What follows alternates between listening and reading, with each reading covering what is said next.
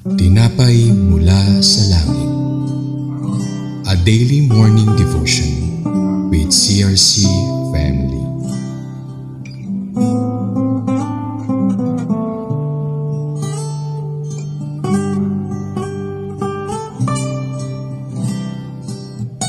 Isang mapagpalang umaga po sa ating lahat. Ako po si Brother Ivan Lumabe mula po sa CRC Calabanga. Samahan niyo po kami sa ating programang Tinapay mula sa Langit, ang pang-araw-araw nating devotion sa salita ng Diyos. Ngayon pong umaga ay matutunghayan natin ang salita ng Diyos sa Joshua 8 verse 21 to 25. Ngunit bago po tayo magpatuloy, tayo muna po ay manalangin. Aming Diyos na makapangyarihan, pinupuri ka po namin, dinadakila at tinataas po sa umaga pong ito. Maraming salamat po sa buhay na ipinagkaloob niyo po sa bawat isa. Sa mga oras pong ito kami po ay nagpapakumbaba, humihingi po kami ng kapatawaran sa mga nagawa po namin pagkakasala. Naman o Diyos ay mapasaisip, salita at sagawa. Naman o Diyos na karumihan po ang makita mo sa aming mga puso. Patuloy mo Panginoon na pakilinis ito na maging kalugod-lugod kami sa inyo pong banal harapan. At maging po sa aking pagbabahagi ng iyong mga salita, patuloy niyo po ako na patnubayan, tukuban po ng iyong banal na espiritu, na kung ano man po ang mamutawi sa aking bibig ay magsilbi itong kalakasan ng bawat isang makikinig ngayon. Maraming salamat po Diyos. Ito po ang aming samot dalangin sa pangalan ni Jesus. Amen. Ang title po ng ating mensahe ngayon ay The Complete Defeat of Ai. Sabi po dito, verse 21, For when Joshua and all Israel saw that the ambush had taken the city and the smoke was going up from it, they turned around and attacked the men of Ai.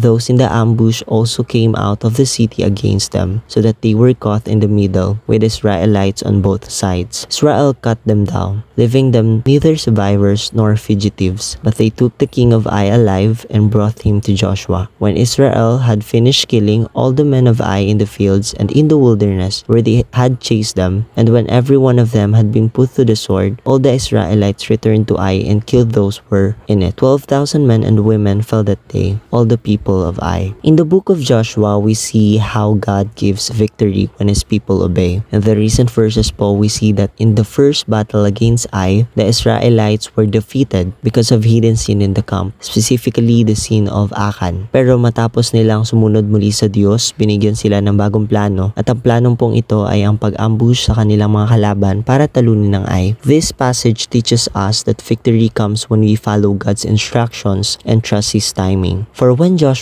and all Israel saw that the ambush had taken the city and that smoke was going up from it, they turned around and attacked the men of Ai. Na makita po ni Joshua at ng buong Israel na nasunog na po ang lungsod ng Ai dahil sa ambush, agad po silang lumingon at umatake pabalik sa mga sundalo ng Ai. Ibig sabihin po, nagkaroon sila ng kumpiyansa dahil alam nilang kontrolado na nila ang sitwasyon. Those in the ambush also came out of the city against them, so that they were caught in the middle with Israelites on both sides. Israel cut them down, leaving them neither survivors or fugitives. Yung mga sundalo pong nagtago sa ambush, lumabas na rin po mula sa lungsod at sinalakay ang mga taga-Ai. Napalibutan po ang kalaban sa mga magkabilang panig, kaya wala pong nakatakas o nakaligtas. Dito po natin makikita kung paano naging epektibo ang plano ni Joshua at paano sila nagkaisa sa kanilang strategy. But they took the king of Ai alive and brought him to Joshua. Sa kabila po ng pagpatay sa lahat ng sundalo, ang hari po ng Ai ay hindi nila pinatay agad. Buhay po siyang dinala kay Joshua. Ito po ay isang importanteng detalye kasi may espesyal na hatol si Joshua para sa kanya bilang pinuno ng mga kaaway. When Israel had finished killing all the men of Ai in the fields and in the wilderness where they had chased them, and when every one of them had been put to the sword, all the Israelites returned to Ai and killed those who were in it. Pagkatapos po nilang habulin at patayin lahat ng sundalo ng Ai sa labas ng lungsod, bumalik po ang mga Israelita sa loob at tinapon ang natitirang tao doon. Makikita po natin dito yung determinasyon nila na siguraduhin wala ng kalaban na makakasama sa kanila. 12,000 men and women fell that day, all the people of Ai. Sa kabuuan po, 12,000 katao ang namatay sa araw na yon,